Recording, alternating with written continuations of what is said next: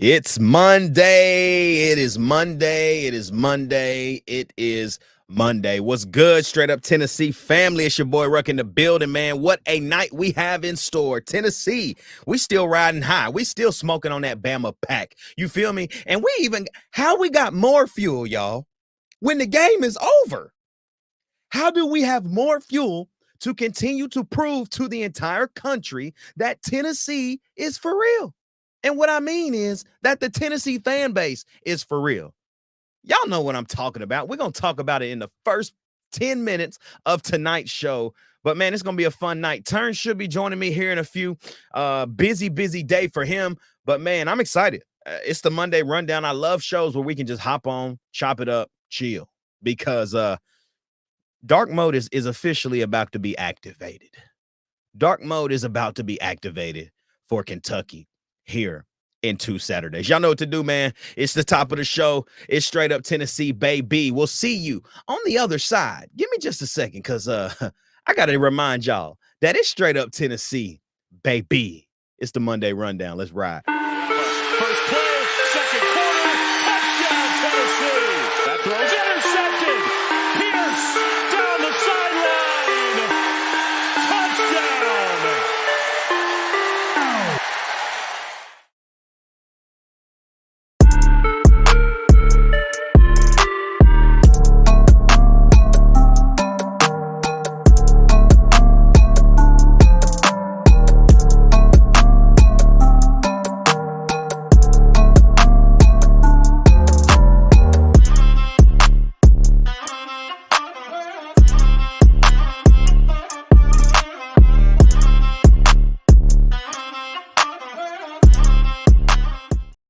What's happening, straight up Tennessee family? It's your boy Ruck in the building. Y'all know what to do, man. Top of the show, like, comment, subscribe. Hit that bell notification, man, so you never miss an episode. We're still climbing here on YouTube, man. The channel is still going crazy at 1,013 subs. I want to get that to 1K, man. I want to get that to 1,100 before the Georgia game. And we got a month. Let's cook. Let's cook, y'all. Let's do this thing. Man, everybody listening on Apple and Spotify, happy Tuesday to you guys, man. I just don't understand why the national media, I don't understand why former players, I don't understand why just stupidity lives in the world today. We're going to dive into what I'm talking about here in a second, but I got to go see what's up in the chat. Adrian is in the building. What's up, my bro? Clout, what's happening? Brody says, what's good? Straight up fam. Dylan is in the building as well. Oh, man. Y'all are my boys. I can tell y'all going to be locked in every single night, every time we hear. Clout says, Bama fans at work waiting a healthy amount of crow today. Yeah, I bet. I bet, Clout. I bet, Clout. Clout also says, my 3-year-old nephew is 2-1 versus Alabama. He wanted me to tell y'all Alabama sucks. I love it. He said, Bama fans at work eating a healthy amount of crow. Not waiting. Y'all, let's just talk about it, man. Listen. Chris Stewart of the Alabama Sports Network, who calls the football games for Alabama on the radio, he video surfaced of him at the game Saturday, saying, quite frankly, the craziest thing I think we may have ever heard. Says, you've got 102,000 fans, and they've also got some crowd noise pumping through.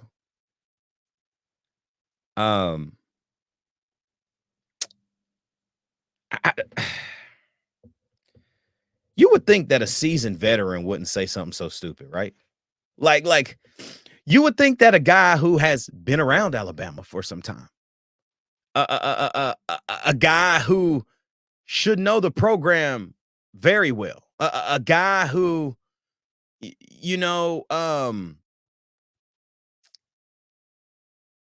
has been to Neyland Stadium before. But no. That's just not how it works. We pump crowd noise through the speakers, y'all. Did y'all know that? Did y'all know that? I didn't know that. I mean, I go to every game since I can remember, and I don't remember ever hearing crowd noise pumping through the speakers. I saw something that was hilarious. Somebody posted about the guy saying what he said, and one of the Vols fan commented and said, "I guess they don't really know how horrible the sound system is at Neyland." That's how you know, like, you're an idiot, because that's true. Neyland, man, $1 million stadium, and we can't get a better PA in that thing. Come on, y'all. That's how you know crowd noise ain't being pumped through, bro. You can't even hear you can't even hear. We got music playing before third down. We got all of this stuff happening, bro. You cannot hear anything. That's partially because Tennessee fans are turned up. And the other side of that is because the PA sucks. How can you be so dumb? And then good old AJ McCarron. He wanted to pipe in his 2 cents and says Tennessee 100% uses crowd noise.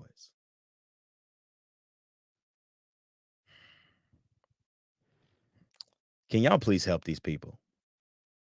I've tried to be quiet. Y'all know me, man. I'm a level-headed guy.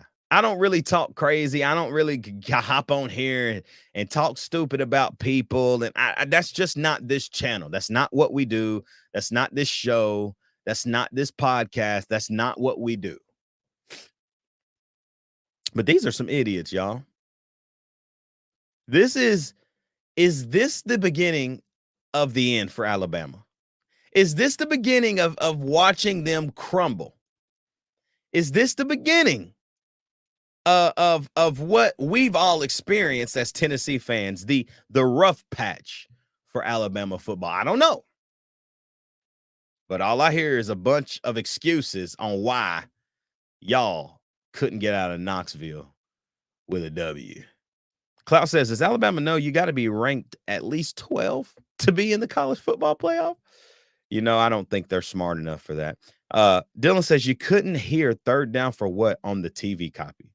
If we pipe in noise on top of that, people would be leaving with their ears bleeding, literally. Clout says haters be the motivators. Dylan says I don't think the sound system has been updated since 05. Sounds like a blown out speaker in a 96 Corolla. Klaus says, why can't the media just give us our flowers? I agree. Why? I don't know. When Tennessee is good, college football is good. Like, do y'all really understand that? When Tennessee is good, typically everything surrounding college football is better. Everything.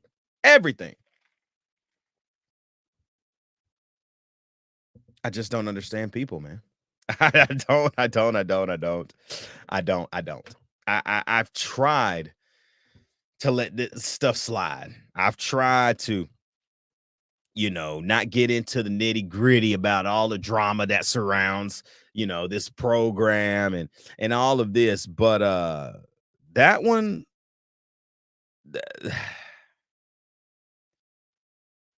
that one just wasn't it. But Tennessee did get a commitment from that boy Tyson Bacon. If y'all didn't know, Tyson Bacon commits to Tennessee. And then we also, you get Brandon Anderson. These guys were also looking at Alabama, folks. But where they coming? Where they coming? Where they coming? You see where they coming, man. We don't give about the whole state of Alabama. Whole state of Alabama. Whole state of Alabama. We don't give about the whole state of Alabama. We're from Tennessee. Tennessee. That's where they coming. Enough said.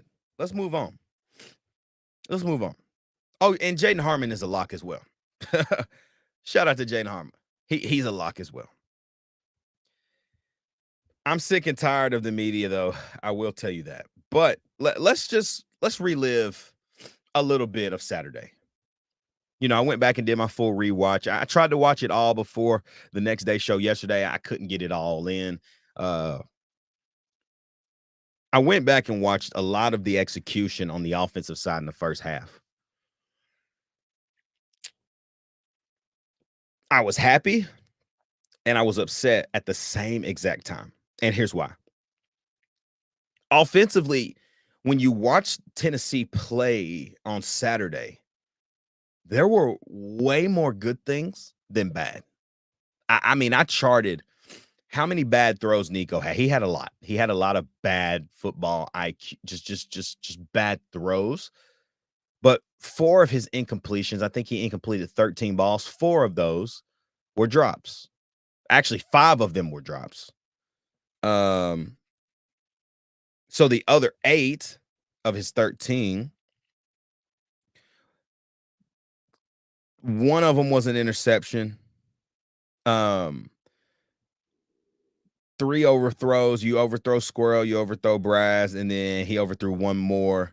So then that left 5. 5 left. And the other 5, those 5 were just bad balls, right? You sail one, you kind of get pushed out of the pocket. You try to force something downfield. It just wasn't there. It was a deflection.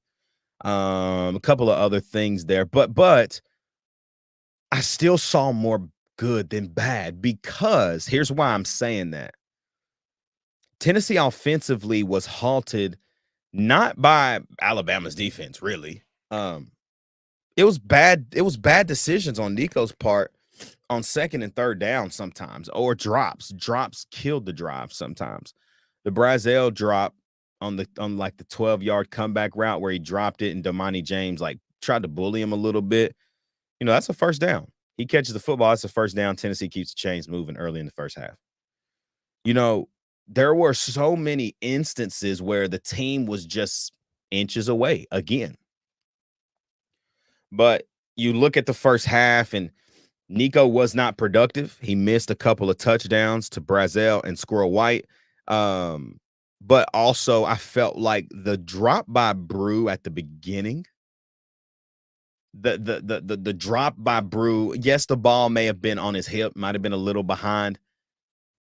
Brew doesn't drop that. I'm sorry. Like, you don't drop that football. It does not matter where that was placed right there, because Brew jumped for some odd reason. When the ball got there, he felt like he had to jump, even though the ball, excuse me, y'all. Sorry, y'all. He felt like he had to jump, even though the ball was like right here. Like, I didn't understand the jump thing. But continuing on, Squirrel White then drops a slant where Nico, I mean, goodness gracious, you couldn't have put the ball anywhere else. You couldn't have put that football anywhere else. Anywhere else. You couldn't have put the ball. But Squirrel White, playing with one arm, goes up and half chicken arms it with his left hand, can't even get his other hand up to make the football catch. Like, that's what I meant yesterday on the next day, when I was like, Squirrel's hurting us, y'all. He's hurting us right now. I like what you're saying here, Dylan. I'm gonna get to the defensive side here in a second, but I want to read this, what Dylan says. He said, I noticed something in my rewatch as well. Jalen McMurray can play. We got 3 to 4 legit corners in that DB room. Yeah. When Jermon McCoy ran the punt return back and we saw Jalen McMurray in for a couple of series, clamped. He had people clamped. Jeremy Bernard clamped. Ryan Witt clamped. Kendrick Law clamped. Jalen McMurray is a boy as well. But we'll get to defense here in about 2 or 3 minutes. Again, the run game was slow starting. I was talking about the drops and stuff, Squirrel White hurting us, but just kind of talking about the run game a little now.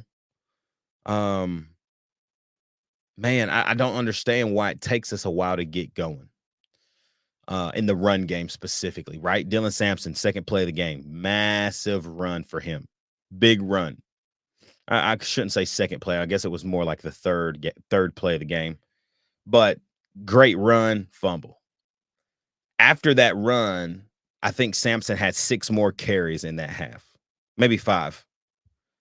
Darrell Sims lit a fire under him, got up in him, which I appreciate, man. I appreciate when kids like Sam, I appreciate when coaches like Darrell Sims can go up to a guy and chew him and it be no animosity. Like there's no beef about it.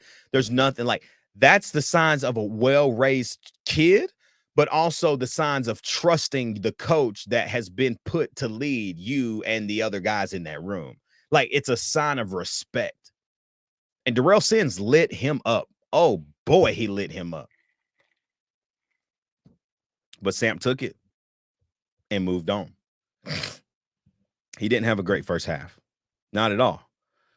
But neither did Andre Carrick. Andre Carrick was getting blown up, man. I felt like Tim Smith was going to like make his life just so miserable in that first half, but something switched. Again, Carrick ended up doing well.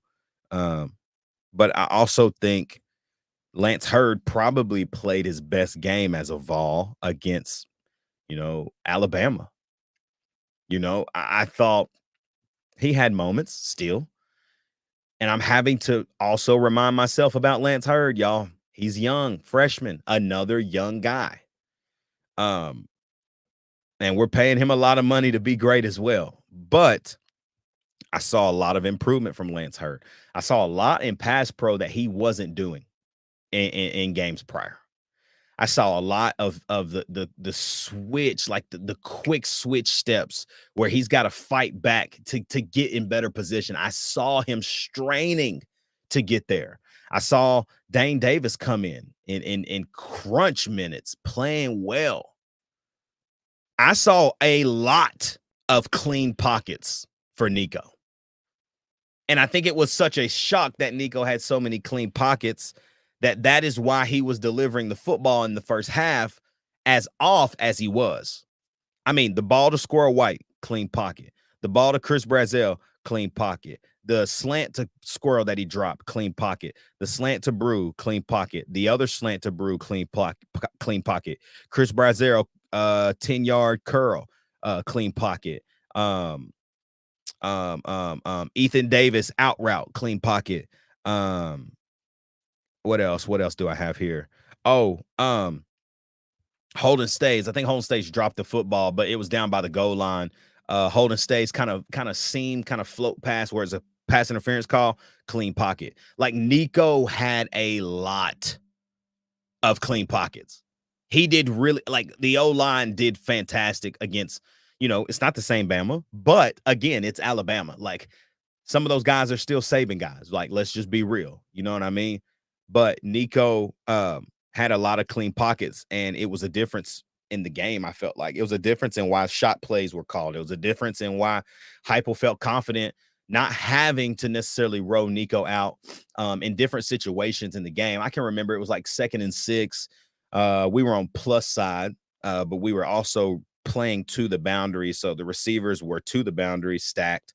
I think it was Nimrod and Brazzell. I think there might have been Nimrod and Brew. I can't really remember who it was, but we motioned Nimrod back in. We ran the football.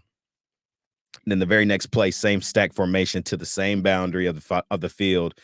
We ran a quick screen to Dante Thornton on the outside of the field. This was a 3rd down. And we threw that football to Dante. Dante had space to make a play, but Alabama kind of pursued it. The angles were perfect, and that was another. We had to punt there. It was 3rd, and I think it was like 3rd and 5, maybe. But we threw the screen to Dante. He had tons of space. But I'm saying all of that to say, like, we didn't roll Nico early, and I liked it because the pockets were clean. But as the game progressed, we started to see more rolling. Not because the offensive line wasn't stopping him, but I think Heupel just he felt like he had to get Nico going, right?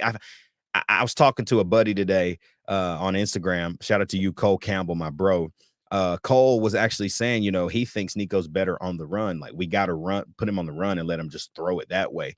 And, I said, man, that ball to Brazzell was definitely in the pocket. And he's like, I know it was, but he was saying more of that Nico is a better passer on the run. What do y'all think? I don't know if I believe that. I don't know if he's the better on the run. I think he's dang good. But I've also seen him sit in the pocket and pick people apart. Like, we've seen it all. But in these last few games, him being on the run definitely has been more beneficial for him. And whether it's confidence or whatever it may be, it definitely has been better. So let's see what the chat's going on with right now, man, before I hop into the defensive side. Dylan says, meanwhile, we got Bama coaches pushing players on the field. Yeah, very sad. Clout says Samp is very mature and coachable. Yeah, and that's what you want in a player. You want a guy who's very good, but you want a guy who you can still coach and doesn't feel like he's above coaching. You know what I mean? Matt, man, what's up, Matt? He says, I'm very happy with our O-line performance for sure. Dylan said Nico's just got to calm down when he's rolling out his money, but in a clean pocket, his internal clock is off. He's got to learn to hit the layups before we cut him loose shooting the threes. Clout says Nico better wake up. Nico woke up big time after the hit. Yeah, absolutely. Adrian says, I hope Mike Matthews starts and gets some catches during the Kentucky game. I think the whole thing is open for Kentucky. I think, man, it's going to be an electric environment. Another late night, 7:30, 7:45 kick. They haven't landed on it yet. It's going to be dark mode, y'all. It's going to be turned up. Clout says, did y'all hear Jamar got arrested after the game for assault of a 17-year-old? Oh, no. Can't be. Adrian says we need to do more quarterback options. I agree with that. I think when Nico's on the run, he's just better. Not on the run, but when Nico has an option to pull.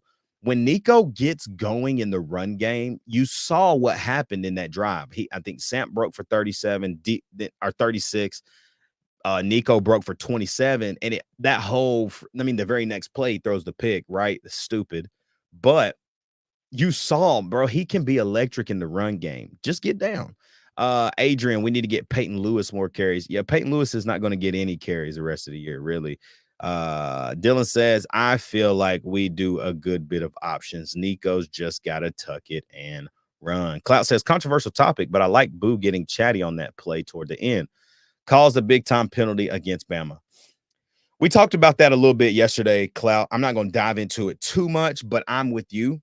I think Dylan and I both kind of were like, I like the pettiness, right? Like it was super petty, but that could also kill you in a very close game where you're trying to fight back. And we got the best of Bama there. So I was happy about that. I was very happy about that. So let's talk about the defense, y'all. You know, rewatching it.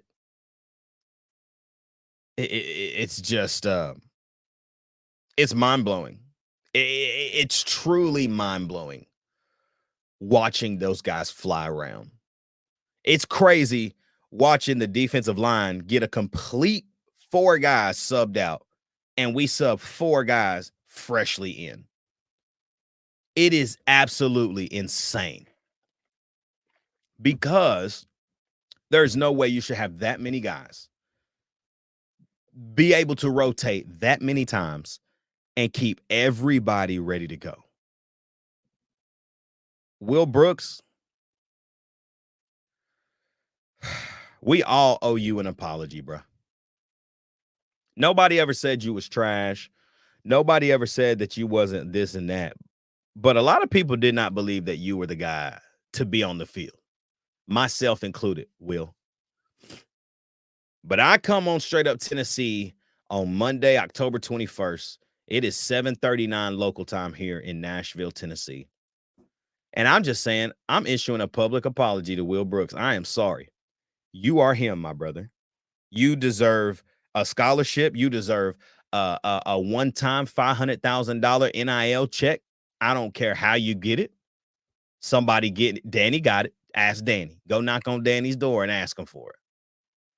You playing your butt off, man. You are playing your butt off. Jacoby Thomas. I don't want to see Jacoby. Like if I was in Knoxville, West Town, and I saw Jacoby, I'd run the other way. I think that man is ferocious. Arion Carter, dog. I'm watching him, bro. Like the way he can scan a field and make a play and get to the football, y'all. Get into the football. It's scary. is scary how he gets to the football.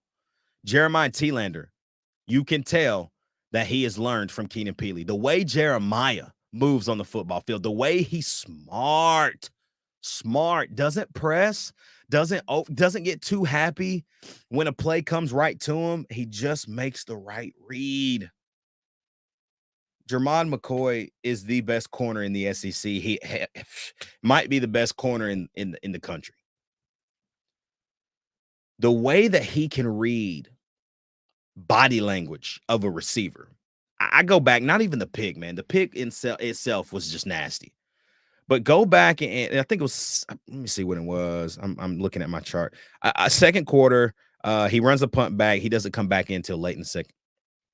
But they run, like Alabama runs some kind of like zone where, I think it was Jam Miller. They run the ball, they punch it for like 11. All right, they get a first down. It's the drive they scored on. I think it's the drive they scored on. But anyways, Jeremy Bernard is on to Jermod's side. They run kind of like this levels package where Bernard is running an in, Dupree's running an in. I think it was Law was running an in, and Ryan Williams is on the other side by himself. Jalen Milroe ends up throwing this football behind Bernard because Jermod is just body language off the line of scrimmage. He can tell what route this guy was running, gets him off balance, gets him off schedule on his route running, and forces an incompletion. Dude, y'all, we better enjoy him for the next year, because after next year, he gone too, bro. Because dude is a problem.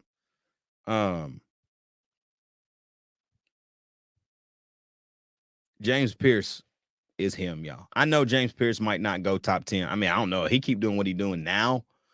He's showing up in big moments. James is showing up in the big moments. Big sack there on Jalen Milroe. Causing pressures, distractions, just a complete terror of a guy. I love it. Another guy, Dominic Bailey, played a heck of a game. Tenacity from Dominic Bailey, the want to. Like, what I mean by that is, like, he's getting whipped on some plays, but the want to go get Milroe was so evident, and he got there a lot. There were times where he was getting pushed back. Proctor might have got him got a good little chip on him or whatever. He still was coming back every single play. Plays hard. Jackson Moy.